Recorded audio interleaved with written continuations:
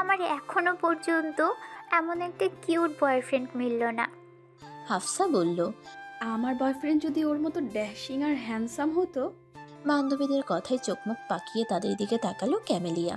তারপর বাসের জানালা বন্ধ করে কানে হেডফোন গুজে সোজা হয়ে বসে রইল। ইদানিং তার বাসার সামনে, স্কুলের রাস্তার আশেপাশে জিসানকে প্রায়ই উদ্গ্রীব হয়ে তার জন্য অপেক্ষা করতে থাকতে দেখা যায়। বিষয়টা ক্যামেলিয়ার যে বিরক্ত লাগে এমন নয়, তার মনের কোণে এটা নিয়ে একটা ভালো লাগা কাজ করে। কিন্তু ছোট থেকে কড়া শাসনে বড় হওয়া ক্যামেলিয়া প্রেমের সম্পর্কে জড়ানোর সাহস পায় না। নিজে কষ্ট পেতে কিংবা কাউকে কষ্ট দিয়ে ঠকাতেও চায় না। এক্ষুনি বাসের জানালা খোলো, না হলে কিন্তু তোমার বাসে উঠে আসবো আমি। জিসানের নাম্বার থেকে হঠাৎ এমন একটা ট্রেডমার্কা মেসেজ পেয়ে পিলে চমকে উঠল ক্যামেলিয়ার। এই জিসানকে বিশ্বাস নেই। এই কথা বলেছে মানে সত্যি সত্যি এমন কাণ্ড ঘটাতে পারে সে। তাই আগে পিছে কোনো কিছু না ভেবে বাসের জানালা খুলে দিল ক্যামেলিয়া। দেখতে পেলেও জিসান তার জানালার পাশের সিটের পাশাপাশি অবস্থান করে সমান গতিতে বাইক চালাচ্ছে। বাইক চালানোর ফাঁকে ফাঁকে বেশিরভাগ সময় শুধু তাকেই মুগ্ধ নয়নে অবলোকন করে যাচ্ছে। ক্যামেলিয়া কিছুটা জোরে চেঁচিয়ে বলল, আপনার ভার্সিটি পড়ালেখা নেই, অন্য কোনো কাজ নেই, সারাক্ষণ আমার পিছু পিছু পড়ে থাকেন কেন? জিসান বাইক চালাতে চালাতে চেঁচিয়ে বলে উঠল, তুমি আসার পর থেকে আমার সমস্ত কাজ বন্ধ হয়ে গিয়েছে। এখন আমার একমাত্র এবং প্রধান কাজ হলো তোমার আশেপাশে ঘোরাঘুরি করা। ক্যামেলিয়া মুখ ভেঙচি দিয়ে বলল। পাগল কোথাকার। জিসান বাইকের নিয়ন্ত্রণ কিছু মুহূর্তের জন্য ছেড়ে দিয়ে 2 হাত শূন্যে উঠিয়ে চেঁচিয়ে বলে উঠল, আমি তোমার জন্য পাগল ক্যামেলিয়া। ঠিক তখনই সামনে থেকে তড়িৎ গতিতে ছুটে আসছিল একটা ট্রাক। সেটা দেখে মুহূর্তেই অন্তরাত্মা কেঁপে উঠল ক্যামেলিয়ার। জিসান বলে প্রচণ্ড জোরে একটা চিৎকার দিয়ে উঠল সে। কিন্তু সাথে সাথেই অত্যন্ত দক্ষতার সাথে বাইক রাইডিং করার জন্য ট্রাকের একেবারে পাশ ঘেঁষে চলে যায় জিসান। একটুর জন্য প্রাণ পাখি খাঁচা ছাড়ার উপক্রম হয়েছিল ক্যামেলিয়ার। এখনো বুকটা কেমন ধরফর করছে। অশ্রুতে তার কাজল কালো চোখ দুটো টইটম্বুর হয়ে উঠল মুহূর্তেই। অথচ জিসান কি সুন্দর তার দিকে এক চিলতে হাসি ছুড়ে দিয়ে চোখের আড়াল হয়ে গেল। এটা জানো, তার কাছে একটা অ্যাডভেঞ্চার। ক্যামেলিয়ার অভিমান হলো খুব। ছেলেটার কি নিজের জীবনের পরোয়া নেই? তার কিছু হয়ে গেলে ক্যামেলিয়া কি করতো? নিশ্চয়ই কেঁদে কেঁদে বুক ভাসাতো। আচমকা নিজের ভাবনাতে নিজেই অবাক হয়ে যায় ক্যামেলিয়া। সে কি জিসানের প্রতি ধীরে ধীরে ভীষণ দুর্বল হয়ে পড়ছে? 1 সপ্তাহ 12 ঘন্টা 23 মিনিট 37 সেকেন্ড হয়ে গেল, অথচ সে আমার সামনে আসে না। সে কি বোঝে না তার অনুপস্থিতি আমাকে মরণ যন্ত্রণা উপহার দেয়? আমার প্রতি তার অভিমান এতটাই গাঢ় হয়ে গিয়েছে যে যাকে দেখা ছাড়া সে এক মুহূর্তও থাকতে পারতো না, যার কণ্ঠস্বর না শুনে সে স্থির থাকতে পারতো না, যার সঙ্গ না পেলে সে মরিয়া হয়ে যেত, অথচ এখন তাকে ছাড়াই কতগুলো দিন সে দিব্যি কাটিয়ে দিচ্ছে। কি করে এতটা পাষাণ হলো সে? আমাকে কি একটিবারও ক্ষমা করা যেত না? সদ্য 10ম শ্রেণীতে ওঠা কিশোরী কন্যা ক্যামেলিয়া নিজের সমস্ত আবেগ ঠেলে ডায়েরিতে মনের অব্যক্ত কথাগুলি লিখে রাখলো। তার চোখের পানিতে ডায়েরির অনেকগুলো পৃষ্ঠা ভিজে গিয়েছে। তার মস্ত বড় ডায়েরিটার অধিকাংশ পৃষ্ঠা জুড়ে শুধু জিসানকে নিয়েই কথা লেখা। তার অনুপস্থিতি তাকে দ্বিগুণ পোড়াচ্ছে। প্রতিনিয়ত মনে প্রাণে অসহনীয় যন্ত্রণা হচ্ছে। 1 সপ্তাহ আগে একটা ঘটনা তাকে আর জিসানকে বিচ্ছেদের দেয়ালে বেঁধে দিয়েছে। 1 সপ্তাহ আগে একদিন সন্ধ্যার আগ মুহূর্তে ক্যামেলিয়া কোচিং থেকে ফেরার পথে জিসান তাকে এক প্রকার জোর করে বাইকে উঠিয়ে একটা খোলা প্রান্তরে নিয়ে আসে। ক্যামেলিয়া প্রচণ্ড ভয় পেয়ে গিয়েছিল সেদিন। অবশ্য প্রেমিক পুরুষ জিসানের মনে কোনো খারাপ উদ্দেশ্য ছিল না। সে তার প্রেয়সীকে অভিনব কায়দায় প্রপোজ করতে চেয়েছিল শুধু। বিশাল বড় সবুজ প্রান্তরে মাটি কেটে বানানো লাভ শেপের মধ্যে আই লাভ ইউ ক্যামেলিয়া লিখে তার উপর কেরোসিন ঢেলে আগুন জ্বালিয়ে দিয়েছিল জিসান। অনেক বড় করে আঁকা জ্বলন্ত প্রতিটি ওয়ার্ড অনিন্দ সুন্দর লাগছিল। জিসান চিৎকার করে করে বারবার এই ইংরেজি বাক্যটাই উচ্চারণ করছিল। তার চিৎকার প্রতিধ্বনিত হচ্ছিল উন্মুক্ত ও নিস্তব্ধ প্রান্তরের প্রতিটা জায়গায়। সেই সাথে ক্যামেলিয়ার চারপাশে গোলাপের পাপড়ি দিয়ে সুসজ্জিত করে দিয়েছিল জিসান। আশপাশ থেকে সবাই তার আর জিসানের দিকে গোলাপের পাপড়ি ছুঁড়ে দিচ্ছিল, যার ফলে প্রাকৃতিক উদ্যানের মধ্যে এক অভূতপূর্ব নয়নাভিরাম সুন্দর পরিবেশের সৃষ্টি হয়। এত কিছু দেখে ক্যামেলিয়া অভিভূত হয়েছিল ঠিকই, কিন্তু তাকে এভাবে জোর করে নিয়ে আসে জিসানের প্রতি বেশ রেগে গিয়েছিল সে। তাই আশেপাশে উপস্থিত জিসানের বন্ধু বান্ধবদের তোয়াক্কা না করে সবার সামনে জিসানকে থাপ্পড় মেরে বসে সে। জিসান অবাক নয়নে ক্যামেলিয়ার দিকে তাকায়। সবার চিৎকার ও হট্টগোল মুহূর্তেই থেমে যায়।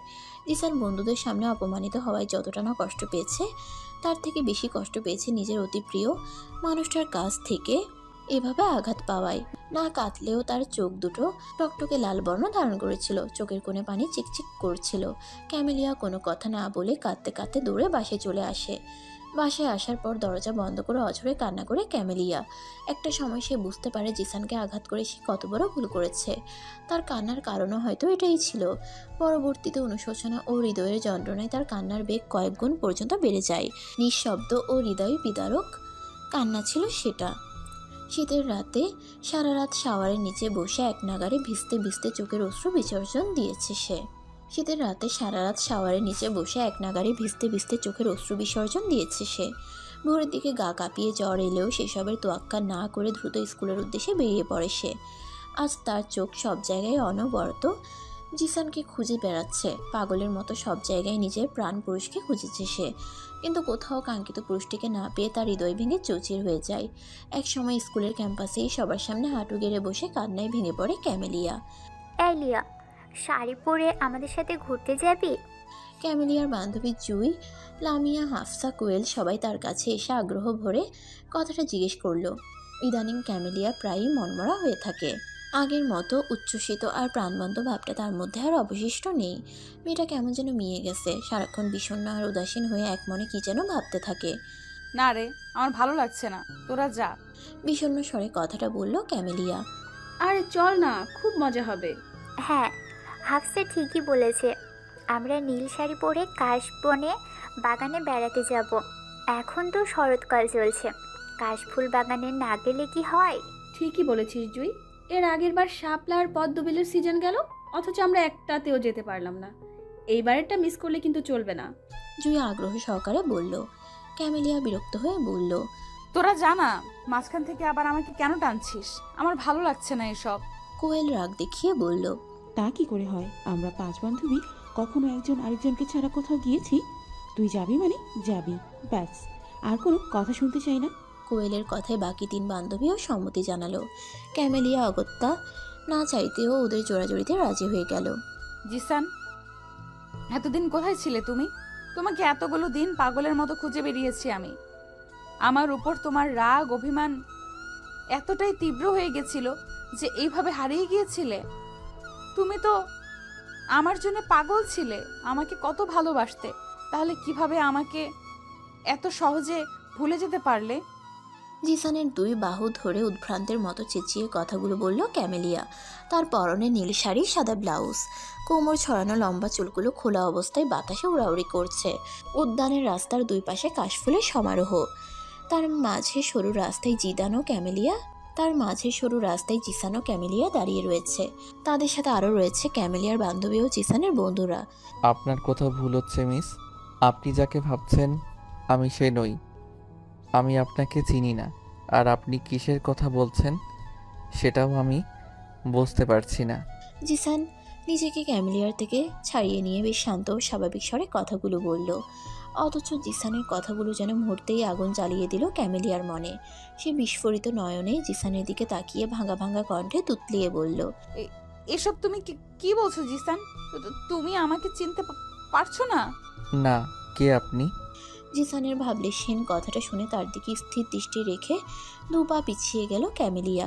তার সারা শরীর অস্বাভাবিকভাবে কাঁপছে, হার্টবিট প্রচণ্ড ফাস্ট চলছে, শরীর মাথা ঝিমঝিম করছে, যেন পৃথিবীর সবচেয়ে ভয়ঙ্কর মুহূর্তটা সে পার করছে। ক্যামেলিয়া আর কোনো কথা না বলে কাঁদতে কাঁদতে পেছনের দিকে ছুটে গেল। তার পিছু পিছু তার বান্ধবীরাও তাকে ডাকতে ডাকতে ছুট লাগালো। জিসান সেদিকে অপলক শান্ত দৃষ্টিতে তাকিয়ে রইল। জিসানের বন্ধু রাদিফ বলল, তুই এমনটা কেন করলি দোস্ত? কেন এমন মিথ্যা অভিনয় করলি? মেয়েটা তো ভীষণ কষ্ট পেয়েছে। জিসান নির্লিপ্ত স্বরে জবাব দিল, ভালোবাসার তীব্রতা ও দহন যন্ত্রণা সেও অনুভব করুক, তাহলেই না খাঁটি ভালোবাসার স্বাদ অন্বেষণ করতে পারবে। ও আমাকে ভুলে গেছে। কি করে পারলো আমাকে ভুলে যেতে? আমার মনে ভালোবাসার ঝড় উঠিয়ে দিয়ে সে কিভাবে পারলো আমাকে ভুলে যেতে? এখন তাকে ছাড়া আমি কিভাবে বাঁচবো? একটা কাঠের বেঞ্চিতে বসে কাঁদতে কাঁদতে বান্ধবীদের উদ্দেশ্যে কথাগুলো বলল ক্যামেলিয়া। কেঁদে কেটে ফর্সা মুখটা সম্পূর্ণ লাল বর্ণ ধারণ করেছে তার। বান্ধবীরা বিভিন্ন কথা বলে তাকে সান্ত্বনা দিচ্ছে, কিন্তু কোনো কথাতেই কাজ হচ্ছে না। দু হাতে মুখ চেপে ধরে হিচকি তুলে কাঁদতে লাগলো ক্যামেলিয়া। হঠাৎ নিজের আশেপাশে বান্ধবীদের উপস্থিতি টের না পেয়ে মুখ তুলে তাকালো ক্যামেলিয়া। হঠাৎ জিসানকে নিজের সামনে আবিষ্কার করে তৎক্ষণাৎ উঠে দাঁড়ালো সে। আপনি এখানে? একটু আগে না তুমি বলছিলে, এখন আবার আপনি কেন? কারণ আপনি আমাকে চেনেন না, আর আপনি যেহেতু আমাকে চেনেন না, তাই আমিও আপনাকে চিনি না, এই জন্যই আপনি বলছি। তাই? কিন্তু আমি তো তোমাকে চিনি। বলে ক্যামেলিয়ার কোমর চেপে ধরে নিজের একেবারে কাছে নিয়ে আসলো জিসান। ক্যামেলিয়া হুমড়ি খেয়ে জিসানের বুকে পড়ে হকচকিয়ে গেল। নিজেকে ছাড়ানোর চেষ্টা করতে করতে ক্যামেলিয়া বলল, কি করছেন এসব? ছাড়ুন আমাকে। জিসান ক্যামেলিয়ার দিকে সম্মোহনী দৃষ্টি দিয়ে হাসকি স্বরে বলল, এই হাত দুটো ধরেছি কি ছেড়ে দেওয়ার জন্যে? ক্যামেলিয়া অশ্রুসিক্ত রক্তিম নয়নে জিসানের দিকে তাকালো। এত অভিমান ছিল আমার প্রতি আপনার যে একটা বারও আমার খোঁজ নেওয়ার চেষ্টা করলেন না। আমার সামনে এসে একটা বার আমাকে ক্ষমা চাওয়ার সুযোগ পর্যন্ত দিলেন না। আর আজকে কি করলেন? আমার সামনে বললেন আপনি আমাকে চেনেন না। জানেন আপনার এই কথাগুলো ছুরির আঘাতের মতো আমার বুকে আঘাত হেনেছে। জিসান শীতল কণ্ঠে বলল, জানি, সব জানি। ক্যামেলিয়া কিছুটা চেঁচিয়ে বলল, তাহলে কেন করলেন এমন? দেখবেন এতদিন আমিও আপনাকে ভুলে যাব। দেখবেন একদিন আমিও আপনাকে ভুলে যাব, আপনার সাথেও একই আচরণ করব। তখন আপনি উপলব্ধি করতে পারবেন এই তীব্র যন্ত্রণা কতটুকু যন্ত্রণাদায়ক। সেই সুযোগই আমি কখনো তোমাকে দেব না। আমাকে ভুলে গিয়েও তুমি আমার থেকে কোনো দিন পালাতে পারবে না। একবার যখন আমার হৃদয়ে তুমি স্থান করে নিয়েছো, তখন মরণের আগ পর্যন্ত আমার থেকে মুক্তি পাবে না তুমি। পৃথিবীতে কখনো আমার অস্তিত্ব না থাকলেও তোমার হৃদয়ে অবিরত রাজত্ব চালিয়ে যাব আমি। ভালোবাসার দহনে তীব্র সুখে আজীবন পিষ্ট হবে তুমি। ক্যামেলিয়া এক ধ্যানে জিসানের দিকে তাকিয়ে রইল। তারপর চোখ মুছে অভিমান ভরা কণ্ঠে জিসানকে বলল, কেমন ভালোবাসা আপনার সেটা তো দেখতেই পেলাম। এতগুলো দিন আমার চোখের আড়ালে কিভাবে থেকেছেন আপনি? কে বলেছে আমি তোমার চোখের আড়ালে থেকেছি? প্রতিটা মুহূর্তে, প্রতিটা সেকেন্ডে যখনই সুযোগ পেয়েছি আড়াল থেকে তোমাকে নজরবন্দি করে রেখেছি। তোমাকে দেখতে পাওয়ার একটা সুযোগও এতগুলো দিন আমি হাতছাড়া করিনি। তোমাকে বুঝতেও দেইনি আমার উপস্থিতি। অবশ্য একটা কষ্ট হয়েছিল আমার তোমার সামনে দাঁড়িয়ে তোমাকে দেখতে না পাওয়ার আফসোস, তোমার কণ্ঠস্বর না শোনার ব্যাকুলতা, তোমার সঙ্গ না পাওয়ার যন্ত্রণা আমাকে ভিতরে ভিতরে পুড়িয়ে মেরেছে। সেই সাথে তোমার বিষণ্ণ ও উদাসীন চেহারা আমাকে ভীষণ কষ্ট দিয়েছে। আমিও যে এতগুলো দিন কি নিদারুণ যন্ত্রণায় অতিবাহিত করেছি সেটা আপনাকে বলে বোঝাতে পারবো না। আপনিহীনা আমি যে এতটা রিক্ত ও শূন্য, সেটা আপনার অনুপস্থিতিতে না হলে আমি হয়তো কখনোই বুঝতে পারতাম না। বিচ্ছেদ কখনো কখনো ভালোর জন্যই হয়, সেগুলো ভালোবাসার তীব্রতা অনুধাবন করতে শেখায়। আমার সেদিনের আচরণের জন্য আমাকে ক্ষমা করে দিন প্লিজ। আমি প্রচণ্ড অনুতপ্ত ও লজ্জিত। প্রেমিক পুরুষের কাছে তার প্রেয়সীর কোনো অপরাধ জমা থাকে না, তাই ক্ষমা চাওয়া বা করার কোনো প্রশ্নই ওঠে না। এরপর ক্যামেলিয়ার দিকে গভীর ও নেশাক্ত দৃষ্টিতে তাকিয়ে তার চুলগুলো কানের পিঠে গুজে দিতে দিতে জিসান বলল, ভালোবাসো আমায় কিউটি পাই? ভীষণ ভীষণ ভালোবাসি। আর আপনি?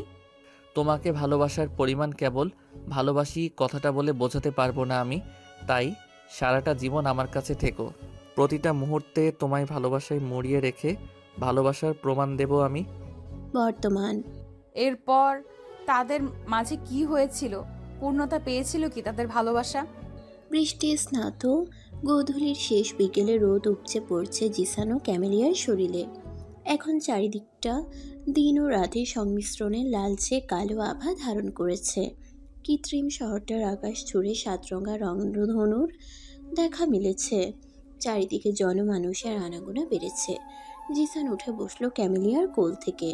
ইতোমধ্যে তার এবং ক্যামেলিয়ার ভেজা শরীর ও কাপড় চোপড় গায়ের সাথে লেগে শুকিয়ে গেছে। চুলগুলো ব্যাক ব্রাশ করতে করতে জিসান শান্ত স্বরে বলল, কিছু কিছু কাহিনী অসম্পূর্ণ থেকে যায়। সেই কাহিনী সম্পূর্ণ করতে সময়ের প্রয়োজন হয়। কাঙ্ক্ষিত সময়টি আসলেই তাদের বাকি কাহিনী জানতে পারবে তুমি। ক্যামেলিয়া উদ্গ্রীব হয়ে জানতে চাইল, কেন যেন মনে হচ্ছে এই ঘটনাটা আমার বেশ চেনা। আমি আর আপনি এর সাথে অতপ্রতভাবে জড়িত। জিসান কয়েক মুহূর্ত শীতল চোখে ক্যামেলিয়ার দিকে তাকালো। তারপর একটা দীর্ঘশ্বাস ফেলে গম্ভীর স্বরে বলল, সময় হলে সব নিজে থেকেই জানতে পারবে। এখন বাসায় চলো, অলরেডি অনেক লেট হয়ে গেছে। সবাই নিশ্চয়ই আমাদের জন্য টেনশন করছে।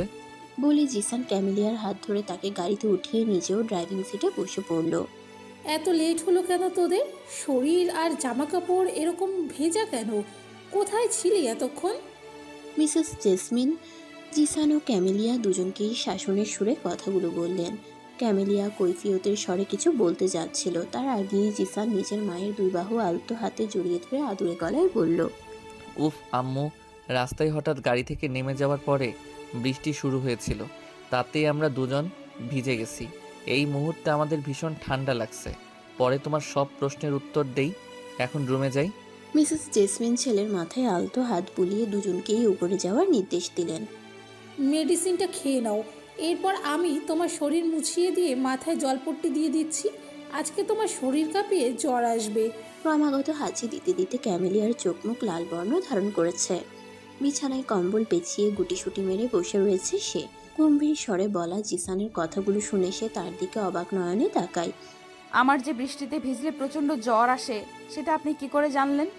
জিসান নির্লিপ্ত স্বরে বলল, আমি আরও অনেক কিছুই জানি। তোমার সম্পর্কে জানি না এমন কোনো কিছুই আমার ডিকশনারিতে নেই। বলে ক্যামেলিয়াকে নিজ হাতে মেডিসিন খাইয়ে দিয়ে তাকে বিছানায় শুয়ে দিল জিসান। শরীরটা ভেজা কাপড় দিয়ে ভালো মতো কয়েকবার মুছে দিল। তারপর তার শরীরে কম্বল পেঁচিয়ে দিয়ে মাথায় জলপট্টি দিয়ে দিল। এরপর ক্যামেলিয়ার মাথায় হাত বুলিয়ে দিতে লাগলো। কিছুক্ষণের মধ্যেই ক্যামেলিয়া পরম স্বস্তিতে ঘুমিয়ে গেল। রাত বাড়তে থাকে, ক্যামেলিয়ার শরীরের উষ্ণতা কমতে থাকে। অন্যদিকে জিসানের শরীরের উষ্ণতা ক্রমাগত বাড়তে থাকে, অথচ সেদিকে তার কোনো ভ্রুক্ষেপ নেই। সে তার অতীত স্মৃতি নিয়ে বিভোর হয়ে আছে। 7 বছর আগে ঠিক এমনই একটা রাতে সারা রাত ক্যামেলিয়ার শিওরে বসে তার মাথায় হাত বুলিয়ে দিয়েছিল সে। পুরোটা রাত মন ভরে বিমুগ্ধ দৃষ্টিতে তাকে অবলোকন করেছিল কেবল। আজ 7 বছর পরে আবারও সেই রাত এলো। আজও একইভাবে ক্যামেলিয়ার মাথায় হাত বুলিয়ে দিতে দিতে তাকে মুগ্ধ ও সম্মোহিত দৃষ্টিতে অবলোকন করে যাচ্ছে জিসান। এই মুগ্ধতার শেষ কোথায় সে নিজেও জানে না। মাঝরাতে হঠাৎ ঘুম ভেঙে গেল ক্যামেলিয়ার। বুকের মাঝে ভারী কিছুর অস্তিত্ব অনুভব করতে পারছে সে। আবছা আলোয় প্রথমে কিছু টাহর পড়তে না পারলেও পরক্ষণেই সতেজ মস্তিষ্কে নিজের অবস্থান সম্পর্কে অবহিত হলো ক্যামেলিয়া। বেডসাইড টেবিল ল্যাম্পটা হাতড়ে জ্বালিয়ে দিল সে। মুহূর্তেই হলুদাভ আলোয় আলোকিত হয়ে উঠল সমস্ত রুম। নিজের বুকের উপর জিসানকে গুটিসুটি হয়ে শুয়ে থাকতে দেখে সেদিকে কয়েক মুহূর্ত অপলক তাকিয়ে থাকলো ক্যামেলিয়া। জিসান দুই হাতে লতার মতো তাকে আষ্টে পিষ্টে জড়িয়ে ধরে রেখে খুব আরাম করে ঘুমাচ্ছে। তার শরীরের উন্মুক্ত স্থানগুলোতে জিসানের উষ্ণ স্পর্শগুলোর কারণ খুঁজতে মরিয়া হয়ে উঠল সে। জিসানের মুখমণ্ডল ও সারা শরীরে হাত বুলিয়ে তীব্র জ্বরের উপস্থিতি লক্ষ্য করল সে। মুহূর্তেই চমকে উঠল ক্যামেলিয়া। এই যে শুনছেন জিসান? জিসান তার কথা শুনল না। জ্বরের ঘোরে অস্ফুটে উ শব্দ করলো কেবল। ক্যামেলিয়া আবারও বলল, আপনার শরীরে তো ভীষণ জ্বর, আমাকে একটু ছাড়ুন, আমার সারা গা মুছে দিতে হবে, তারপর মেডিসিন খাইয়ে মাথায় জলপট্টি দিয়ে দিতে হবে। জিসান ঘুমের ঘোরে অস্ফুট স্বরে আওড়ালো, কিচ্ছু করতে হবে না তোমাকে, তুমি আমাকে জড়িয়ে ধরে শুয়ে থাকো কেবল। ক্যামেলিয়া কয়েক পলক জিসানের দিকে তাকিয়ে থেকে ভাবলো, আচ্ছা আচ্ছা পাগল লোক তো আপনি, জ্বরে শরীর পুড়ে যাচ্ছে আর উনি বলছেন আমি তাকে জড়িয়ে ধরে শুয়ে থাকবো। এরপর ক্যামেলিয়া এক প্রকার জোর খাটিয়ে জিসানের থেকে নিজেকে ছাড়িয়ে নিয়ে উঠে পড়ল। তার পরনে ডার্ক পার্পল কালারের সফট নাইট ড্রেস। বিছানা থেকে উঠে গিয়ে ওয়াশরুম থেকে মগ ভর্তি করে পানি নিয়ে আসলো সে। তারপর একটা সুতির গামছা ভিজিয়ে সেটা চিপে জিসানের কাছে আসলো। জিসানের পরনে ছিল কালো রঙের আন্ডার শার্ট ও ট্রাউজার। তার বুক পিঠ মুছে দিতে হলে তার আন্ডার শার্ট খুলতে হবে ভেবেই লজ্জা পেল ক্যামেলিয়া। যদিও এটা তার কাছে স্বাভাবিক ব্যাপার হওয়া উচিত, কেননা এর আগেও উন্মুক্ত বুকে জিসানকে দেখেছে সে। ঘনিষ্ঠ মুহূর্তও পার করেছে তারা। তবুও ক্যামেলিয়া কেমন যেন অস্বস্তি হচ্ছে। বুকের ধুকপুকানি কয়েক গুণ বেড়ে গিয়েছে। এক সময় সব অস্বস্তি ও জড়তাকে পাশে রেখে ক্যামেলিয়া জিসানকে অনেক কষ্ট করে উঠে বসালো। জিসান তখনও জ্বরের ঘুরে আবল তাবল বকছে। জিসানের আন্ডার শার্ট খুলে দিয়ে তার শরীরের উপরাংশ ও পিঠ ভালোভাবে মুছে দিল ক্যামেলিয়া। কিন্তু মেডিসিন খাওয়াতে গিয়ে বাঁধল বিপত্তি। জিসান কোনোভাবেই মেডিসিন খেতে চাচ্ছে না। বারবার ক্যামেলিয়াকে জড়িয়ে ধরে শুয়ে পড়ছে। ক্যামেলিয়া কয়েকবার চেষ্টা করে হার মেনে নিল। এই লোকটা সজ্ঞানে কিংবা অজ্ঞানে সবসময় তাকে জ্বালায়। ক্যামেলিয়া মাথায় জলপট্টি দিয়ে দিলে জিসান বারবার তা আলগোছে সরিয়ে ফেলে। ক্যামেলিয়া বিরক্ত হয়ে চসূচক শব্দ উচ্চারণ করে। জিসান, আপনি কি আমাকে একটু শান্তি দিবেন না? সারাক্ষণ বাচ্চাদের মতো এমন দুষ্টুমি করেন কেন? আমাকে জ্বালাতে বুঝি খুব ভালো লাগে? ক্যামেলিয়া কথাটা শেষ করার আগেই জিসান উঠে বসে 2 হাত দিয়ে তার কোমর পেঁচিয়ে ধরে তাকে নিজের বুকে সজোরে টেনে নেয়। ক্যামেলিয়া হুমড়ি খেয়ে জিসানের বুকে পড়ে যায়। জিসান চোখ দুটো আধখোলা রেখে বিড়বিড় করে মাদকতাময় কণ্ঠে বলতে লাগলো, আমার ক্যামেলি, আমার কিউটি পাই, আমার নীলাম্বরী, আমার সুইটার, মাই বিলাভড ওয়াইফ, তুমি বড্ড নিষ্ঠুরিনী। নিজেকে নিয়ে জিসানের মুখ থেকে এতগুলো সুন্দর সম্বোধন শুনে এবং শেষে নিষ্ঠুরিনী সম্বোধনটা শুনে বেশ হকচকিয়ে গেল ক্যামেলিয়া। জিসানের বুকের উপরে থেকেই নিচু কণ্ঠে জিজ্ঞাসা করলো, এত সুন্দর সুন্দর সম্বোধনের পাশে আমাকে নিষ্ঠুরিনী সম্বোধনটা কেন দিলেন শুনি? কি করেছি আমি? জিসান ক্যামেলিয়াকে আরো জোরে ঝাপটে ধরে নিজের মুখের কাছে নিয়ে এসে চোখ দুটো পুরোপুরি খোলার চেষ্টা করেও ব্যর্থ হলো। তার উষ্ণ নিঃশ্বাস ক্যামেলিয়ার চোখে মুখে আশ্রে পড়ছে। জ্বরের ঘোরেও যন্ত্রণে চোখ দুটো কিছুতেই খোলা রাখতে পারছে না সে। তবুও অনেক কষ্ট করে চোখ দুটো ঈষৎ খুলে সে ক্যামেলিয়াকে উদ্দেশ্য করে বলল, কারণ তুমি আমাকে ছেড়ে চলে গিয়েছিলে দূরে, বহু দূরে। আমি দূরে চলে গেলে এখন কিভাবে আপনার কাছে আসি? আমার তীব্র ভালোবাসা তোমাকে চুম্বকের আকর্ষণের মতো টেনে এনেছে আমার কাছে। তাই বুঝি? হুম আমি যদি এখন চলে যাই? হুম, একদম যেতে দিব না, তোমাকে আজীবন আটকে রাখবো। কোথায়? জিসান নিজের বুকের বাঁ পাশটায় কয়েকবার হাত থাপড়ে বলল। এখানটায়। ক্যামেলিয়া জিসানের দিকে গভীর দৃষ্টিতে তাকিয়ে রইল। এই পুরুষটার উজ্জ্বল শ্যামলা বরণ, সুগঠিত সুদর্শন মুখমণ্ডলের মধ্যে এক তীব্র মাদকতা এবং চুম্বকীয় আকর্ষণ বিরাজ করছে যেন, যেটা ক্যামেলিয়াকে প্রচণ্ড রকমভাবে আকর্ষিত করছে। ইচ্ছে করছে জিসানের মধ্যে ডুবে যেতে।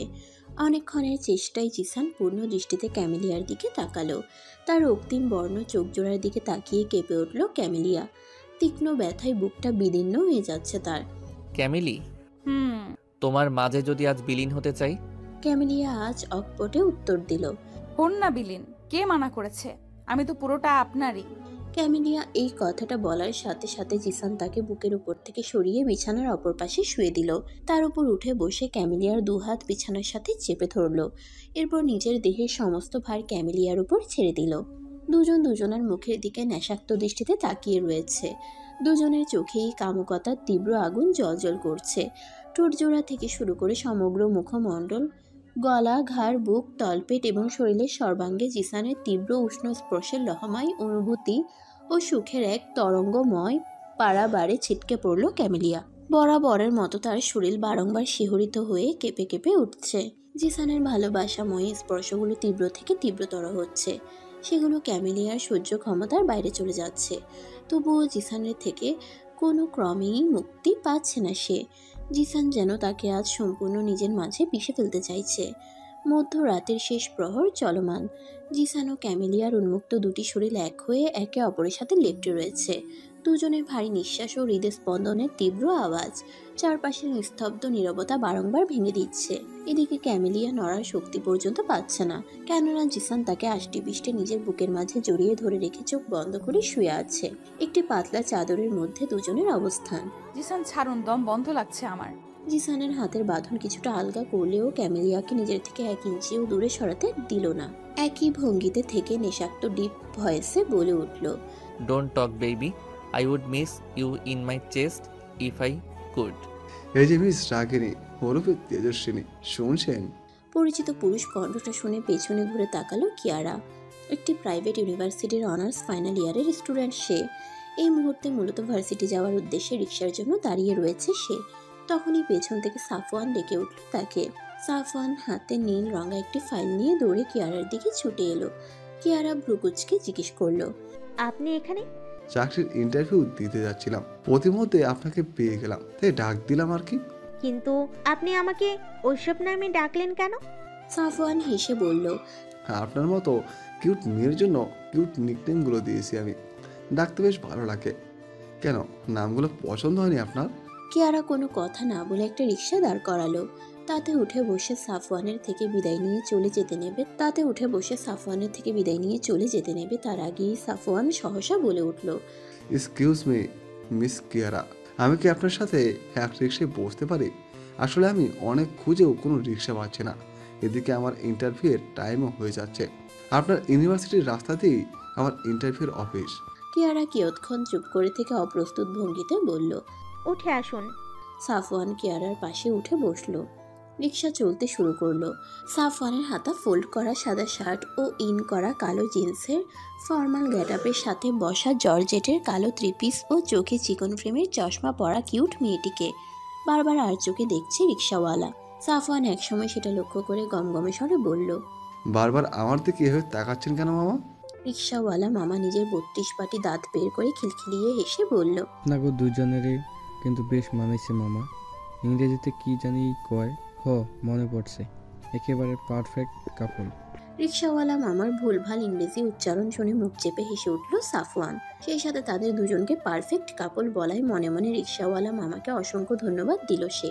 অপরদিকে কিয়ারার মুখ থমথম হয়ে গেছে। সেটা আন্দাজ করতে পেরে সাফওয়ানও সাথে সাথে নিজের মুখভঙ্গি গম্ভীর করে ফেলল।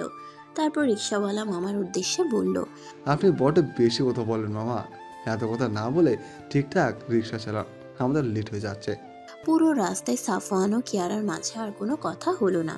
তবে সুযোগ মতো আর চোখে মেয়েটাকে বারবার পর্যবেক্ষণ করেছে সাফওয়ান। কিয়ারার খোলা চুল থেকে ভেসে আসছে মন মাতানো এক সুঘ্রাণ, যা সাফওয়ানকে ভেতর থেকে বারবার পাগল করে তুলছে। তবুও নিজেকে যথাসম্ভব সংযত রাখলো সে।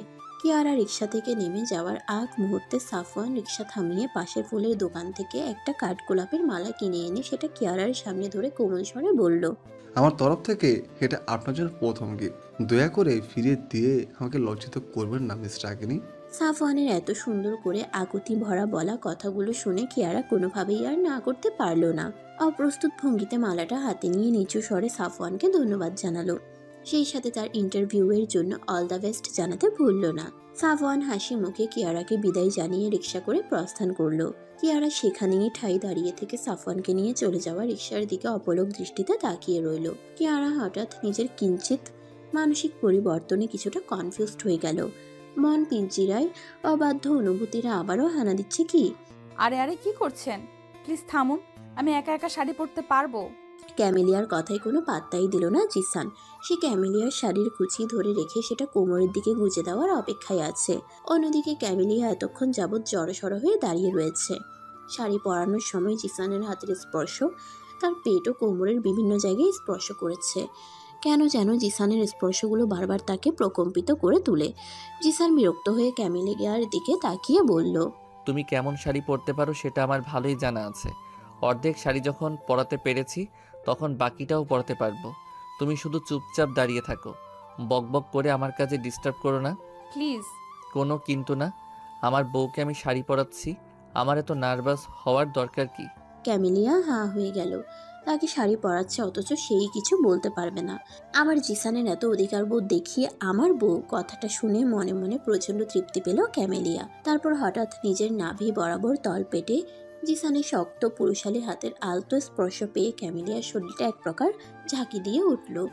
জিসান স্পষ্ট সেটা লক্ষ্য করলো। তার ঠোঁটে মুহূর্তেই একটা বাঁকা হাসি খেলে গেল। ক্যামেলিয়াকে আরেকটু অপ্রস্তুত করে দিতে তার উন্মুক্ত ফর্সা ও মেথিন পেটের মধ্যে দৃঢ়ভাবে চুম্বন করলো সে। ক্যামেলিয়া না চাইতেও চোখ মুখ খিচে বন্ধ করে জিসানের চুল 2 হাত দিয়ে খামচে ধরলো। আচ্ছা, আমরা এত রেডি হয়ে কোথায় যাচ্ছি?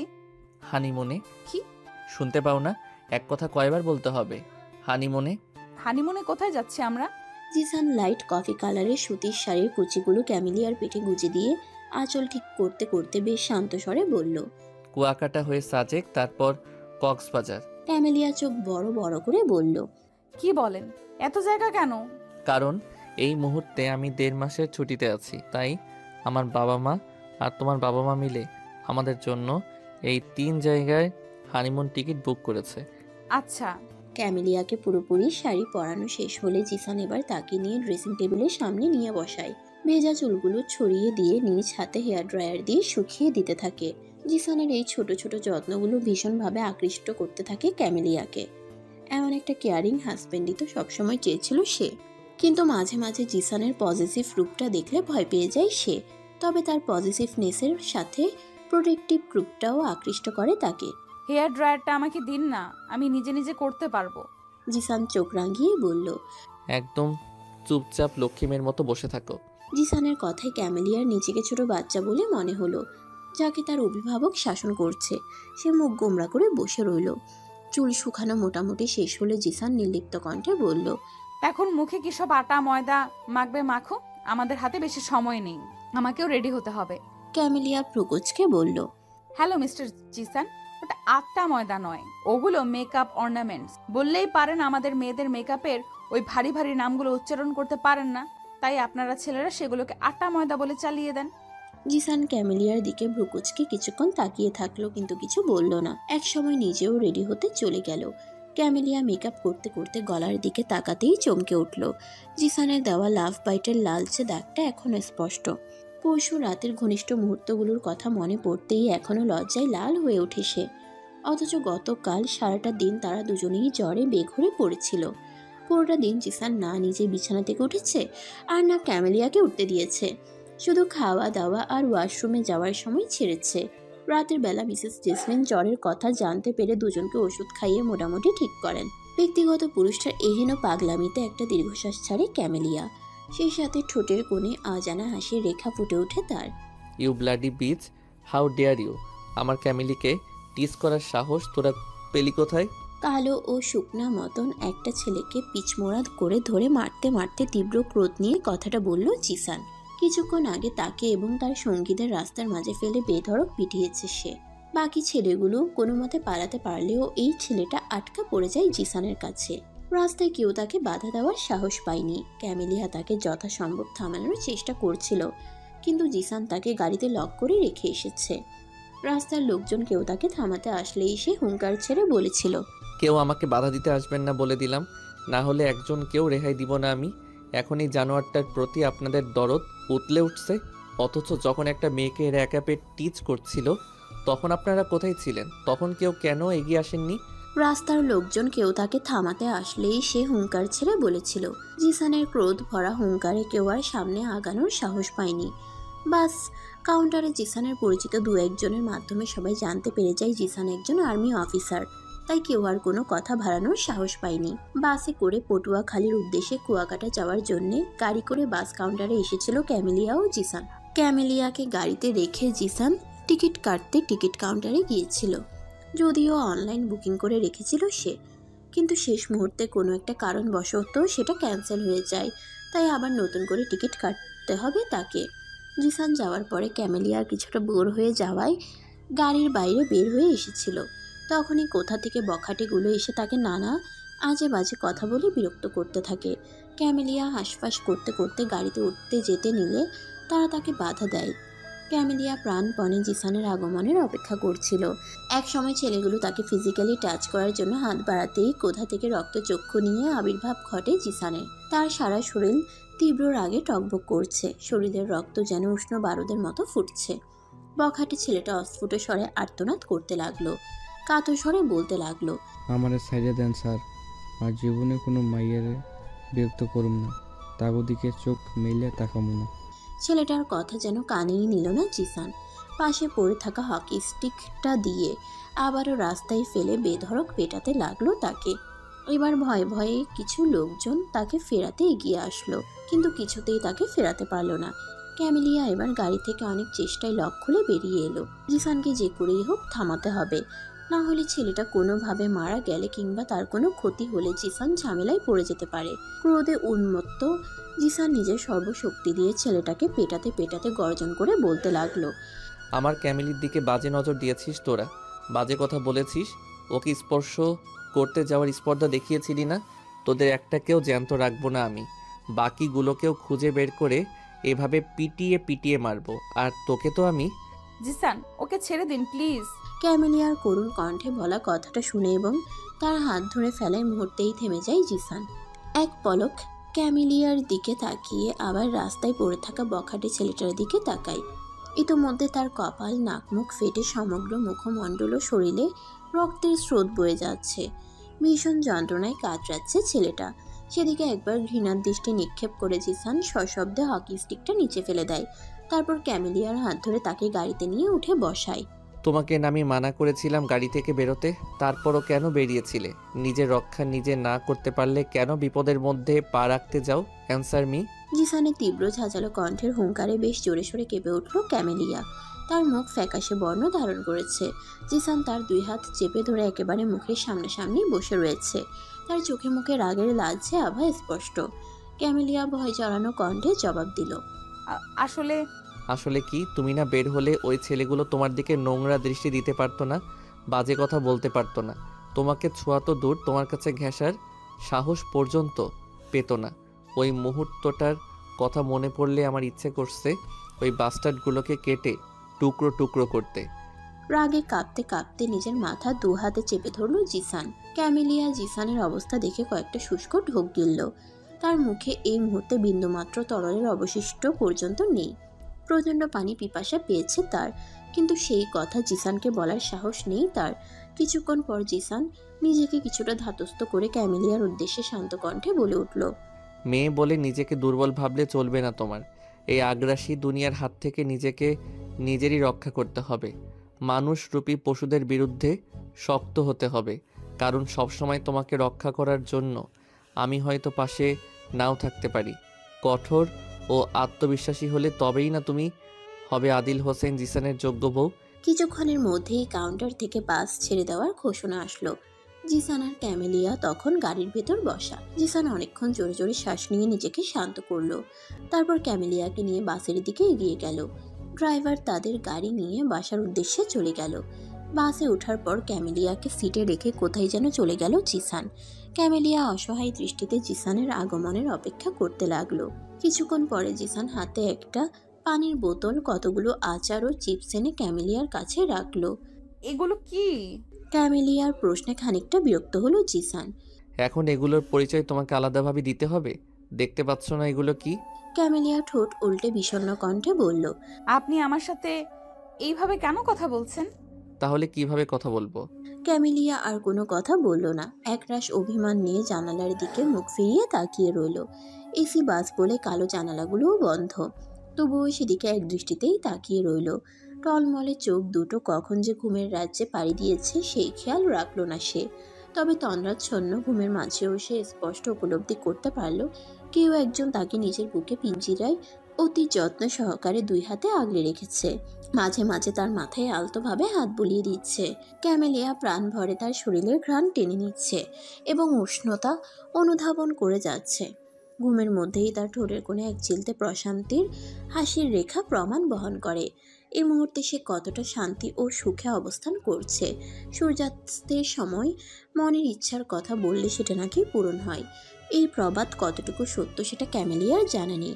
তবুও সে সাগর কন্যা কুয়াকাটা সমুদ্র সৈকতের তীরে সমুদ্রের মাঝখানে বিলীন হয়ে যাওয়া অন্তর্গামী লালাভ সূর্যের বরাবর দাঁড়িয়ে চোখ বন্ধ করে নিজের অব্যক্ত অনুভূতির ইচ্ছাগুলোর কথা জানালো।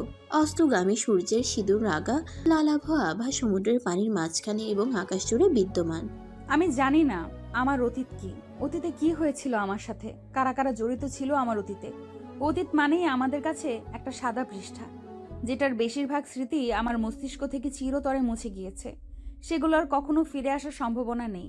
তবে মস্তিষ্কের মাঝে অস্পষ্ট আবছায়া রূপে সেগুলো মাঝে মধ্যে আবির্ভূত হয়। আমি সেগুলো মনে করার তীব্র চেষ্টা চালাই, কিন্তু কোনো ক্রমেই মনে করতে পারি না। সেই মুহূর্তে ভীষণ যন্ত্রণা হয় আমার, কিন্তু তীব্র যন্ত্রণা সহ্য করতে হলেও আমি সেই স্মৃতিগুলো মনে করতে চাই, কারণ আমার অবচেতন মন বারবার বলে সেই অতীতের মাঝে অতি মূল্যবান কিছু মুহূর্ত ছিল অতি মূল্যবান কেউ, যাকে আমি কখনো ভুলতে চাইনি, কিন্তু নিয়তি আমাকে ভুলিয়ে দিয়েছে। কি তার কারণ আমি সেটা জানি না, কিন্তু আমি খুব করে চাই আমার সেই সোনালী অতীতের স্মৃতিগুলো আবার আমার মাঝে ফিরে আসুক। আমি সেই অস্পষ্ট আবছায়ারূপী প্রিয়জন ফিরে আসুক। আর আমি মন প্রাণ দিয়ে চাই সেই মানুষটা যেন জিসান হয়। হঠাৎ নিজের কোমরে কারো শীতল হাতের স্পর্শ পেয়ে চট করে চোখ খুলে তাকালো ক্যামেলিয়া। তাকাতেই দেখতে পেল অস্তগামী লালচে সূর্যটা পুরোপুরি সাগরের মাঝে বিলীন হয়ে গেছে। ঘাড়ে পড়তে থাকা উষ্ণ নিঃশ্বাস এবং কোমরে শীতল স্পর্শের অনুভূতি পেয়ে তাকে দেখতে না পেরেও ক্যামেলিয়া বুঝতে পারলো মানুষটা কে। এই স্পর্শ এবং নিঃশ্বাসগুলো যে তার চিরচেনা। জিসান, আমাকে না বলে একা একা সমুদ্র তীরে কেন চলে এসেছো? আপনি তখন ঘুমোচ্ছিলেন, আপনার কমনীয় ঘুমটা ভাঙাতে ইচ্ছে করেনি। তাও আমাকে না বলে আসা তোমার উচিত হয়নি। তুমি জানো তোমাকে এক মুহূর্তের জন্য দেখতে না পেলে আমার কেমন পাগল পাগল লাগে। ক্যামেলিয়া মুচকি হাসলো। তাই আমার প্রতি আপনার এত আসক্তি কেন? কারণ তুমি হলে আমার তুমিময় প্রেমাশক্তি। আমি কখনো হারিয়ে গেলে আমাকে ধরে রাখতে পারবেন তো? তুমি বারবার হারিয়ে গেলেও আমি তোমাকে বারবার আমার কাছে টেনে আনবো, যেমনটা এবার এনেছি। পরবর্তীতেও তেমনটা হলে। মাঝপথে থেমে গেল জিসান। ক্যামেলিয়া হৃদয় কুচকে জিসানের দিকে ফিরে উদ্বিগ্ন কণ্ঠে জিজ্ঞেস করলো, আমার অতীত আপনাকে জুড়ে, তাই না জিসান? সেই বৃষ্টির দিন আপনি আমাকে যে কিশোরী কন্যা ও অল্প বয়স্ক যুবকের গল্প শুনিয়েছিলেন, সেটা আমাদের কাহিনী ছিল, তাই না? জিসান কোনো জবাব দেয় না, নির্লিপ্ত দৃষ্টিতে ক্যামেলিয়ার দিকে তাকিয়ে থাকে। ক্যামেলিয়া উত্তেজিত হয়ে জিসানের বাহু ঝাঁকিয়ে ব্যগ্র কণ্ঠে বলে উঠল, বলুন না জিসান, চুপ করে আছেন কেন? আমি যে আর এরকম লুকোচুরি সহ্য করতে পারছি না। আমার কেন কিছুই মনে পড়ছে না। ক্যামেলিয়া অস্থির হয়ে দুই হাতে নিজের চুল খামছে ধরল। তাকে এই মুহূর্তে ভীষণ অসহায় দেখাচ্ছে। জিসান আলতো হাতে তার মুখটা তুলে ধরে কোমল কণ্ঠে বলল, সময় হলে সবটা তুমি নিজে থেকেই জানতে পারবে। এর জন্যে তোমাকে তোমার মস্তিষ্কে বাড়তি চাপ নিতে হবে না। নিজেকে কষ্ট দিয়ে সবটা মনে করার কোনো প্রয়োজন নেই। মনে রাখবে, সব কিছু মনে পড়লেও তুমি আমার থাকবে, আর না মনে পড়লেও তুমি আজীবন আমারই থাকবে। বলে ক্যামেলিয়ার মাথায় ও চোখ মুখে আলতো করে কয়েকটা চুমু খেল জিসান। আচমকা ক্যামেলিয়া আজ নিজে থেকেই জিসানকে শক্ত করে ঝাপটে জড়িয়ে ধরল। জিসান প্রথমে অবাক হলেও পরবর্তীতে মুচকি হেসে ক্যামেলিয়াকে নিজের সাথে খুব শক্ত করে পিষে নিল সে। সমুদ্র তটের নোনা জল তাদের পা এবং পোশাকের নিম্নাংশ ভিজিয়ে দিচ্ছে। জিসানের লম্বা ফুল হাতা সাদা শার্ট আর ক্যামেলিয়ার লং হোয়াইট গাউন তাদেরকে যেন ডিসনিল্যান্ডের প্রিন্স এবং প্রিন্সেস বানিয়ে তুলেছে। গোধূলির শেষ লালচে আভা তাদের যুগলবন্দি প্রেমময় দৃশ্যটার উপরে পড়ে এক অপার্থিব সৌন্দর্যের সৃষ্টি করেছে। মাতাল করা ঝিরঝিরে শীতল বাতাস তাদেরকে যেন ভাসিয়ে নিতে চাচ্ছে সুদূর কোনো এক রূপকথার জগতে। তুমি তো ভীষণ চালাক। হঠাৎ নিজের পিছনে জিসানের উপস্থিতি ও কণ্ঠস্বর শুনে চমকে উঠল ক্যামেলিয়া। এতক্ষণ সে সাজেকের সুন্দর ইকো ফ্রেন্ডলি ডেকোরেশনের ও আকর্ষণীয় ল্যান্ডস্কেপিক ভিউয়ের মেঘপঞ্জি রিসোর্টের বাসর ছান দিয়ে তৈরি পূর্বাশা নামক কটেজের বারান্দায় দাঁড়িয়ে চারপাশের প্রাকৃতিক সৌন্দর্য উপভোগ করছিল।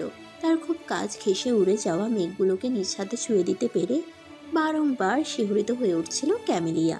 সবুজে ঘেরা পাহাড়, আকাশ জুড়ে সাদা কালো মেঘের ভেলা আর আলো আধারের খেলায় এতক্ষণ সিক্ত হয়েছিল বিকেলের নরম রোদে আচ্ছন্ন সাজেক ভ্যালি উপত্যকা। এখন প্রায় গোধূলি লগ্ন। ক্যামেলিয়া জিসানের দিকে ঘুরে ভ্রুকুচকে উত্তর দিল, কি চালাকি করলাম আমি শুনি? জিসান কোনো কথা না বলে ক্যামেলিয়াকে আবারও পেছনের দিকে ঘুরিয়ে তার ঘাড়ে পড়ে থাকা চুলগুলো আলগোছে একপাশে সরিয়ে দিল। ক্যামেলিয়ার পিঠের উপরাংশের ঠিক মাঝ বরাবর একটি কালো কুচকুচে তিলের অবস্থান। জিসান সেখানে গভীরভাবে নিজের অধর যুগল স্পর্শ করালো। বরাবরের মতো ক্যামেলিয়া শিহরিত হয়ে উঠল। জিসান ক্যামেলিয়ার পিঠে নাক ঘষতে ঘষতে ফিসফিস করে হাসকি স্বরে বলল, চুলের ফাঁক দিয়ে তোমার বিউটি স্পটটা আমাকে ভীষণভাবে আকর্ষণ করছিল, আর তুমি আমার দুর্বলতা বুঝতে পেরে তোমার চুলের ফাঁকে সেটাকে দৃশ্যমান করে রেখেছিলে, তাই না? যাতে আমি আকর্ষিত হই। ক্যামেলিয়া সরাসরি পেছন ফিরে জিসানের কথার ঘোর আপত্তি জানিয়ে বলল, মোটেও আমি আপনাকে আকর্ষণ করার জন্য এমন কিছু করিনি। আমার পোশাকের সাইজটা এমন যে গলা ঘাড় অনেকটা দৃশ্যমান হয়ে থাকে। জিসান দু হাতে ক্যামেলিয়ার তলপেট জড়িয়ে ধরল। ক্যামেলিয়া জিসানের দুই হাতের উপর নিজের দুই হাত রেখে আবেশে চোখ বন্ধ করে নিল। জিসান ক্যামেলিয়ার কানের কাছে মুখ নিয়ে সে একই স্বরে বলল, তোমাকে সবচেয়ে বেশি আকর্ষণীয় কখন লাগে জানো কিউটি পাই? কখন? যখন তুমি কান্না করো অথবা লজ্জা পাও, তখন তোমার নাদুস নুদুস ফর্সা গোলগাল মুখটা একদম টমেটোর মতো লাল হয়ে যায়। ইচ্ছে করে তখন ঠুস করে কামড় বসিয়ে খেয়ে ফেলি। ক্যামেলিয়া মুহূর্তের মধ্যে চোখ মেলে তাকালো। তার শুভ্র মুখ হঠাৎ করেই লালচে বর্ণ ধারণ করেছে। দুই কান দিয়ে যেন গরম ধোঁয়া বেরোচ্ছে। ক্যামেলিয়া জিসানের হাত সরিয়ে দিতে চাইলে জিসান আরো শক্ত করে তার কোমর ও পেট চেপে ধরে। ক্যামেলিয়া চোখ মুখ খিচে বিব্রত কণ্ঠে বলল, আপনার মুখে কি কিছুই আটকা না জিসান? বড্ড ঠোঁটকাটা স্বভাবের তো আপনি। বউয়ের সামনে ঠোঁটকাটা হতে আমার কোনো আপত্তি নেই জানো। বউ তোমাকে দেখলে আমার নিজেকে কেমন মাতাল মাতাল মনে হয়। সারাক্ষণ তোমাতে মত্ত হয়ে থাকতে ইচ্ছে করে। কি নেশা আছে তোমার মধ্যে। আমার মনে হয় কি জানো, তোমার নেশার তীব্রতার থেকে পৃথিবীর কোনো নেশা আমাকে আকৃষ্ট করতে পারবে না। তোমার ওই কাজল কালো মায়াবী চোখের দিকে তাকালে আমার কেমন মাদকতা যে অনুভূত হয়। কেন, আমার চোখে কি গজার চাষ হয় নাকি? জিসানকে মাঝপথে থামিয়ে দিয়ে এমন একটা কথা মুখ ফসকে বলে ফেললো ক্যামেলিয়া। সে কি বলে ফেলেছে সেটা ভাবতেই চোখ বড় বড় করে দু হাতে মুখ চেপে ধরল সে। অপরদিকে জিসান তার দিকে বোকার মতো ড্যাব ড্যাব করে তাকিয়ে রয়েছে। কয়েকটা শুকনো কাশিও দিল সে। জিসান বিস্ময়ে কোনো মতে মুখ দিয়ে উচ্চারণ করলো, কি বললে তুমি? পরক্ষণেই ক্যামেলিয়া কিছু বলার আগেই রুম কাঁপিয়ে দম ফাটা হাসিতে ফেটে পড়ল জিসান। তার হাসির শব্দ প্রতিধ্বনিত হচ্ছে কটেজের সর্বত্র। অবশেষে হাসতে হাসতে বারান্দার রেলিং ধরে পাশের ইজি চেয়ারটায় বসে পড়ল জিসান। পেট চেপে ধরে কোনো মতে হাসি আটকালো সে। অপরদিকে ক্যামেলিয়া হা করে জিসানের অবস্থা দেখছে। নিজের বোকামি থেকেও জিসানের এই প্রাণবন্ত সতেজ হাসিটা তার হৃদয়ে তীব্র প্রশান্তির ঢেউ বইয়ে দিচ্ছে। হাসলে তার ব্যক্তিগত পুরুষটাকে কত সুন্দরী না লাগে, অথচ না হেসে সারাক্ষণ মুখটা কেমন প্যাঁচার মতো গুমরা মুখো করে রাখে। ভেবেই মনে মনে একটা ভেঙচি কাটলো ক্যামেলিয়া। আপনার হাসি থামলে এবার রেডি হতে যাই। বুকে হাত গুজে জিসানের দিকে তীক্ষ্ণ দৃষ্টিতে তাকিয়ে কথাটা বলল ক্যামেলিয়া। জিসান নিজেকে ধাতস্থ করে ক্যামেলিয়ার দিকে জিজ্ঞাসু দৃষ্টিতে তাকিয়ে বলল, রেডি হবে মানে? কোথায় যাবে তুমি? আরে আপনার মনে নেই? আপনিই তো বললেন আজকে আমাকে নিয়ে সাজেকের নামি দামি হোটেলে গিয়ে বিভিন্ন ঐতিহ্যবাহী খাবার খাওয়াবেন। জিসান কিছুক্ষণ চিন্তা করার প্রয়াস করে হঠাৎ বলে উঠল, আরে হ্যাঁ, মনে পড়েছে। তাহলে যান, রেডি হয়ে নিন। কি, তুমি আমাকে জান বললে? ক্যামেলিয়া বিরক্ত হয়ে বলল, যান বলিনি, যেতে বলেছি আপনাকে। খালি সবসময় উল্টাপাল্টা চিন্তা ভাবনা মাথায় ঘোরে। তুমি তো আমার আশেপাশে থাকোই আমার মাথা নষ্ট করার জন্যে। তুমি যতক্ষণ কাছাকাছি আছো ততক্ষণ আমি নিজেকে কিভাবে ঠিক রাখতে পারি বলো তো? হয়েছে হয়েছে, এবার ভেতরে যান।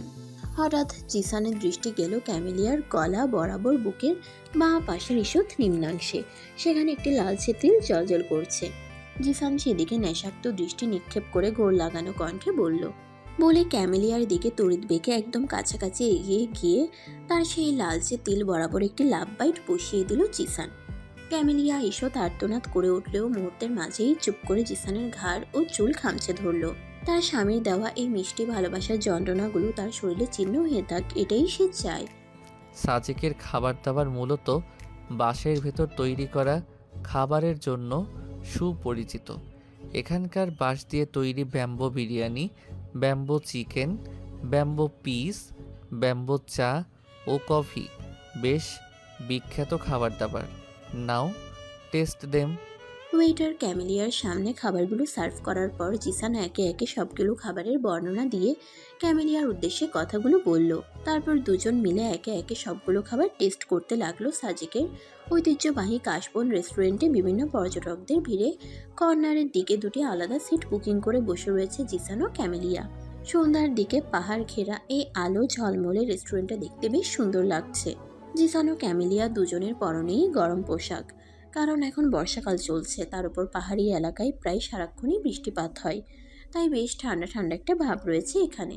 খাওয়া দাওয়া শেষ হলে জিসান একটা টিস্যু দিয়ে ক্যামেলিয়ার মুখ মুছিয়ে দিতে দিতে বেশ শান্ত কণ্ঠে বলল, হালকা হালকা বৃষ্টি আর শীত শীত ভাব, কি রোমান্টিক একটা ওয়েদার, তাই না বউ? এই ওয়েদারে আমার কি করতে মন চাচ্ছে জানো? জিসানের বাঁকা দুষ্ট হাসির দিকে লক্ষ্য করে চোখ বড় বড় করে ফেলল ক্যামেলিয়া। তারপর জিসানের দিকে কিছুটা ঝুঁকে কপট রাগ দেখিয়ে ফিসফিস কণ্ঠে বলল, এখানেও আপনার ওইসব লাগামহীন কথাবার্তা শুরু করে দিয়েছেন? সব জায়গাকে কি আপনি আপনার বেডরুম মনে করেন নাকি?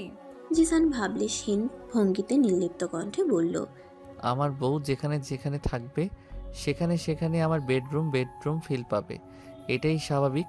এখন বেশি কথা না বলে তোমায় আমাকে একটা চুমু খেতে দাও তো, না হলে এক্ষুনি তোমাকে সাথে করে কটেজে নিয়ে যাব। জিসানের দুষ্টু ও ট্রেড মার্কা এসব কথাবার্তায় নিজের কপাল নিজেরই চাপড়াতে ইচ্ছে করলো ক্যামেলিয়ার। কেন যে এই লোকের সাথে বাইরে বেরিয়েছিল সে? ক্যামেলিয়া দাঁত কটমটিয়ে চাপা কণ্ঠে বলল, এটা public place Zisan, so control yourself. Zisan বাচ্চাদের মতো করে চেহারা বানিয়ে ঠোঁটজোড়া উল্টে বলল। জিসান ক্যামেলিয়ার দিকে একবার রাগি চোখে তাকিয়ে হাতের রিস্টওয়াচে টাইম দেখে নিল। অলরেডি রাত 9টা বেজে গেছে। এত সময় কোথা দিয়ে কেটে গেল সে নিজেও টের পেল না। তবে এই সাজেক ভ্যালির জন্য এটাই অনেক রাত। তাই জিসানকে সামাল দিতে তাড়াতাড়ি দুজন ওয়াশরুম থেকে ফ্রেশ হয়ে এসে কটেজের উদ্দেশ্যে পা বাড়ালো। রাস্তায় যেতে যেতে জিসান বাঁকা চোখে ক্যামেলিয়ার দিকে তাকিয়ে এক ভ্রু উঁচিয়ে বলল, তোমার বাসায় ফেরার এত তাড়া? আগে জানতাম না তো সুইটার, আমাকে বললেই পারতে। আমার কাছাকাছি না এসে তুমি থাকতে পারছো না? ক্যামেলিয়া তার চোখের দিকে তাকাতেই এক চোখ টিপ মেরে বাঁকা হাসলো জিসান। ক্যামেলিয়া তার পেট বরাবর জোরে একটা চিমটি দিতেই জিসান আউট শব্দ করে উঠল।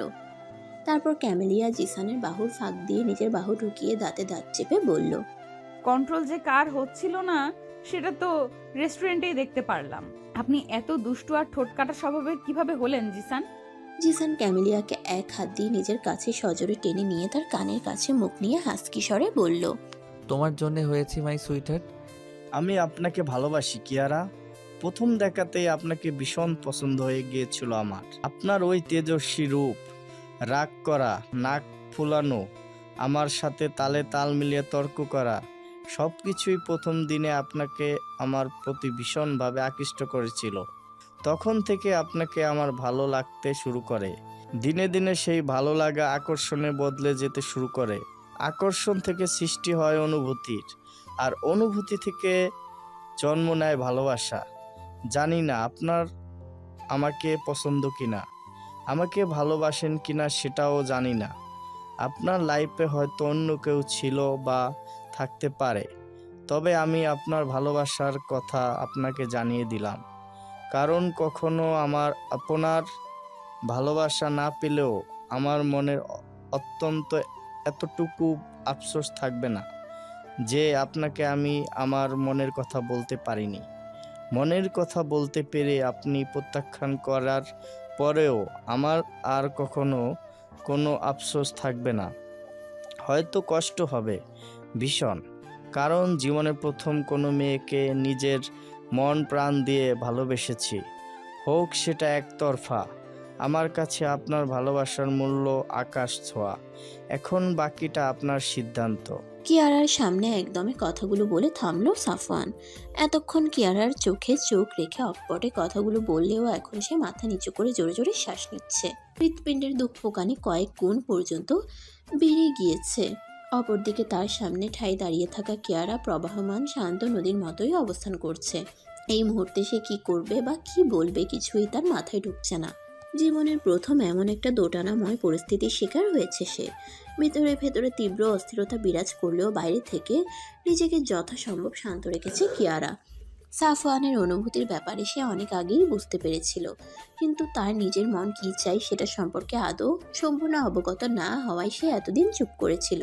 কিন্তু আজ একটা অপ্রত্যাশিত ঘটনা জিসানের মনের অব্যক্ত অনুভূতিগুলোকে তার সামনে এনে হাজির করলো। কিছুক্ষণ আগের ঘটনা। কিয়ারা তার কিছু প্রয়োজনীয় বই কেনার উদ্দেশ্যে একটা বুকশপে এসেছিল। কেনাকাটার এক মুহূর্তে আকস্মিক তার কলেজ লাইফের ফ্রেন্ড মিরাজের সাথে দেখা হয়ে যায়। পুরনো বন্ধুকে দেখতে পেয়ে কিয়ারা অনেক খুশি হলেও তার বিপরীত লিঙ্গের বন্ধুটি যেন একটু বেশি উত্তেজিত হয়ে পড়েছিল।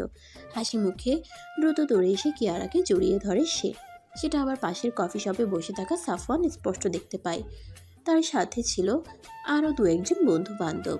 তাদের সবাইকে সাইডে রেখে দ্রুত কিয়ারার কাছে ছুটে যায় সে। একটা অজানা ব্যথা ও রাগের তিত্তির করে তার বুকের ব্যথা বাড়তে থাকে, যেটা স্বয়ং কিয়ারাও তার চোখ মুখ দেখে অনুধাবন করতে পেরেছিল। মিরাজের সাথে কিছুক্ষণ কুশলাদি বিনিময় করে তাকে বিদায় করে দিয়ে সাফওয়ানের সাথে কফি শপের রুফটপে এসে দাঁড়ায় কিয়ারা। তখন প্রায় সন্ধ্যা হয়ে এসেছে। আকাশ কালো মেঘে মেঘাচ্ছন্ন, তার মধ্যে দুটি বিষণ্ণ মন নিশ্চুপভাবে একাকী দাঁড়িয়ে রয়েছে। কিয়ারাকে চুপ থাকতে দেখে সাফওয়ান বলে উঠল, কিছু বলবেন না মিস কিয়ারা মেহরিন? কিয়ারা মুখ তুলে সাফওয়ানের দিকে তাকালো। তার অবুঝ হৃদয় কেন যেন সাফওয়ানের মুখ থেকে তাকে দেওয়া নিকনেমগুলো শুনতে চাচ্ছে। কিয়ারা একটা দীর্ঘশ্বাস ফেলে আকাশের দিকে তাকিয়ে বলল, আপনি আমার অতীত সম্পর্কে কিছুই জানেন না সাফওয়ান। আমি একজনকে কিশোরী বয়স থেকে ভালোবাসতাম, কিন্তু সে আজ অন্য কারোর হয়ে গেছে। তাকে আমি আমার করতে পারিনি, তবে তাকে মন থেকেও উঠিয়ে দিতে পারছি না তাকে ভুলতে। পারছি না তাকে ভুলে আপনাকে মনে জায়গা দিতে। কিয়ারার মুখ থেকে এহেন কথাবার্তা শুনে সাফওয়ান আহত দৃষ্টিতে তার দিকে তাকিয়ে রইল। তার বুক জুড়ে একটা তীব্র চিনচিনে ব্যথা অনুভূত হচ্ছে। শত হোক, নিজের ভালোবাসার মানুষটির মুখে অন্য কারো কথা শুনতে যে কারোরই ভীষণ কষ্ট হবে। সাফওয়ান তবুও সেই কষ্টটুকু সহ্য করে ভেজা কণ্ঠে বলল, যে চলে গেছে তার আশায় থেকে তো লাভ হবে না মিস কেয়ারা। আপনি যাকে ভালোবেসেছিলেন, হতে পারে সে আপনার ভালোবাসার সম্পর্কে সম্পূর্ণ অজ্ঞাত ছিল। এখন সে নিজের ভালোবাসার মানুষকে পেয়ে নিজের জীবন সুন্দরভাবে গুছিয়ে নিয়েছে। এখন আপনারা উচিত নিজের জীবনকে ভালোভাবে গুছিয়ে নেওয়া। তাকে পাবেন না জেনেও তার প্রতি অনুভূতি ও পিছুটান ধরে রাখা আপনাকে কষ্ট ছাড়া কিছুই দেবে না। তারপর একটু থেমে কিয়ারার দিকে গভীর দৃষ্টিতে তাকিয়ে সাফওয়ান বলল, আমি আর কখনো আপনার সামনে আসবো না। যদি এই কদিনের পরিচয়ে আপনার মনে আমার জন্য এতটুকু ভালো লাগা কিংবা অনুভূতির সৃষ্টি হয়ে থাকে, সেখান থেকে যদি ভালোবাসার সৃষ্টি হয়, তবে স্বয়ং আপনি আমাকে নিজের কাছে ডেকে নেবেন। আমি সেই দিনে আপনার সামনে আমার ভালোবাসার অধিকার নিয়ে আসব। এর আগে কখনো আপনাকে আমার মুখ দেখাবো না, কথা দিচ্ছি। ভালো থাকবেন মিস রাগিনী ওরূপে তেজস্বিনী। বলে চোখ মুছে হনহন করে সেখান থেকে বেরিয়ে গেল সাফওয়ান। কিয়ারা তার যাওয়ার পানে অপলক দৃষ্টিতে তাকিয়ে রইল। সাফওয়ানের শেষ দুটি সম্বোধন তাকে মানসিক শান্তি দিলেও একটা অজানা ব্যথায় তার হৃদয়টা পুড়ে যাচ্ছে। তার অবুঝ হৃদয় বলছে দৌড়ে গিয়ে সাফওয়ানকে একটিবার থামাতে, কিন্তু দেহটা যেন অবশ হয়ে গিয়েছে তার। নিশ্চল শরীরে সেদিকেই পাথরের মতো দাঁড়িয়ে রইল কিয়ারা। চোখ থেকে কপল বেয়ে নিজের অজান্তেই দুফোঁটা অশ্রু গড়িয়ে পড়ল তার। কে আপনি? আমার পথ আটকে দাঁড়িয়েছেন কেন? আপনাকে আমি চিনি না, সরুন আমার রাস্তা থেকে। তখন শীতের সকালের মিষ্টি রোদ্দুর ধরনী জুড়ে আলতো কিরণ ছড়াচ্ছে। কক্সবাজার সমুদ্র সৈকতে এতক্ষণ পা বিছিয়ে হাঁটাহাঁটি করছিল ক্যামেলিয়া। জিসানের সাথে হাতে হাত রেখে ঘুরতে ঘুরতে তার হঠাৎ পানির তৃষ্ণা পেয়ে যায়। জিসান তাকে এখানে দাঁড় করিয়ে রেখে ডাব কিনতে কিছুটা দূরে চলে যায়। পর মুহূর্তেই তার সামনে অচেনা অজানা একটি যুবক এসে দাঁড়ায়। যুবকটি ক্যামেলিয়ার সামনে দাঁড়িয়ে ব্যস্ত ভঙ্গিতে হাত মুখ নাড়িয়ে বলতে থাকে, আমাকে তুমি চিনতে পারছো না ক্যামেলিয়া? আমি মুশফিক, তোমার বাবার বাল্য বন্ধুর ছেলে। তোমার সাথে আমার বিয়ে হওয়ার কথা ছিল, কিন্তু ঠিক তখনই নাক বরাবর প্রচণ্ড জোরে একটা ঘুষি খেয়ে হুমড়ি খেয়ে সমুদ্র তটে পড়ে যায় মুশফিক। বহু কষ্টে নিজেকে সামলে নাকে হাত দিতেই সেখানে রক্তের উপস্থিতি টের পেল। তড়িঘড়ি করে সামনে তাকাতেই ক্রোধে উন্মুক্ত জিসানকে বজ্র মুষ্টিতে তার দিকে অগ্নিদৃষ্টি নিক্ষেপ করে তাকিয়ে থাকতে দেখতে পেল। ক্যামেলিয়া দ্রুত জিসানের কাছে দৌড়ে গিয়ে তাকে জড়িয়ে ধরল। হাঁপাতে হাঁপাতে বলতে লাগলো, দেখো না জিসান, এই লোকটা কি সব আজে বাজে কথা বলছে সে নাকি আমার বাবার বাল্য বন্ধুর ছেলে, তার সাথে নাকি আমার বিয়ে হওয়ার কথা ছিল। ক্যামেলিয়ার মুখ থেকে অতীতের মতো আবারও তুমি ডাকটা শুনতে পেয়েও কোনো ভাবান্তর হলো না জিসানের। সে এখনো রক্তচক্ষু নিয়ে মুশফিকের দিকে তাকিয়ে রয়েছে, পারে না এক্ষুনি তাকে কাঁচা চিবিয়ে খেয়ে ফেলতে। তোর সাহস কি করে হয় আমার ক্যামেলির সামনে আসার, ওকে ওইসব কথা বলার? জিসানের বজ্র কণ্ঠের বলা হুঙ্কারে কেঁপে উঠল মুশফিক। ক্যামেলিয়া এখনো তার বুকে গুটিসুটি মেরে দাঁড়িয়ে ঈষৎ কেঁপে কেঁপে উঠছে। জিসান ক্যামেলিয়াকে নিজের থেকে আলতোভাবে ছাড়িয়ে নিয়ে মুশফিকের কাছে এসে হাঁটু গেড়ে বসে তার শার্টের কলার ধরে দাঁতে দাঁত পিষে তীব্র ক্রোধ নিয়ে বলতে লাগলো, একবার তোকে তোর জান ফিরিয়ে দিয়েছিলাম, তোকে বলেছিলাম কোনোদিন আমার আর ক্যামেলির মাঝখানে না আসতে, কিন্তু তবু তুই এসেছিলি একটা ঘূর্ণিঝড়ের মতো আমাকে আর ক্যামেলিকে আলাদা করে দিয়েছিলি। বিশ্বাস কর, প্রতিটা মুহূর্ত তোকে হন্যে হয়ে খুঁজেছিলাম জাস্ট তোকে খুন করার জন্যে, কিন্তু দুর্ভাগ্যবশত তুই আমার হাত থেকে একটুর জন্য বেঁচে গিয়েছিলি। আবার আজ যখন তুই নিজে থেকে আমার কাছে ধরা দিতে এসেছিস, তখন তোকে আর কী করে ছাড়ি বলতো? তোকে তোর প্রাপ্য শাস্তি তো দিতে হবে, তাই না? বলে মুশফিককে তার চোয়ালো বুক বরাবর একের পর এক ঘুষি দিতে লাগলো জিসান। তার শক্ত হাতে তীব্র আঘাতে মুহূর্তেই কোপকাত হয়ে গেল মুশফিক। নাক মুখ দিয়ে অনর্গল রক্ত বেরোচ্ছে তার। ক্যামেলিয়া জিসানকে আটকানোর চেষ্টা করছে। আশের পাশের পর্যটক ও স্থানীয় মানুষেরাও তাকে থামানোর যথাসাধ্য চেষ্টা করছে, কিন্তু কেউ কোনোভাবেই পেরে উঠছে না। মুশফিককে প্রায় অর্ধমৃত করে দিয়ে জিসান উপস্থিত সকলের উদ্দেশ্যে একটি আইডি কার্ড দেখিয়ে বলল। তারপর নিজের আইডি কার্ড বের করে জিসান সবার উদ্দেশ্যে বলল, এই বাস্টারটা আসলে একজন টেরোরিস্ট। ও সমুদ্র সৈকতে আমাদের সবার উপর হামলা করতে এসেছিল। আমি army officer mister Adil Hossain Zisan. আপনারা আমাকে ট্রাস্ট করতে পারেন। আমি এবং আমার গ্রুপ এই টেরোরিস্টকে ধরার জন্যই মূলত এখানে জাল বিছিয়ে অপেক্ষা করছিলাম। অবশেষে একে ধরে ফেললাম। এখন একে আইনের আওতায় নিতে হবে। খুব শীঘ্রই এর সঙ্গীদেরও ধরে ফেলবো ইনশাল্লাহ। উপস্থিত সকলে বিস্ময়ে চমকে উঠল। একে অপরের সাথে এটা নিয়ে কানাঘুষা করতে লাগলো। সবাই তাকে অসংখ্য ধন্যবাদও দিল। ক্যামেলিয়া এক দৃষ্টিতে জিসানের দিকে তাকিয়ে রইল। জিসান ফোন করে কাউকে কিছু বলার মিনিট 5-এর মধ্যে একদল সেনাবাহিনী জিপ নিয়ে এসে হাজির হলো। জিসানের সাথে কিছুক্ষণ কথা বলে তারা মুশফিককে নিয়ে সেখান থেকে চলে গেল। মুশফিক ছেলেটা কি আসলেই টেরোরিস্ট ছিল নাকি আপনি ওকে মিথ্যা অপবাদ দিয়ে ধরিয়ে দিয়েছেন? ক্যামেলিয়ার কথায় কোনো প্রত্যুত্তর করল না জিসান।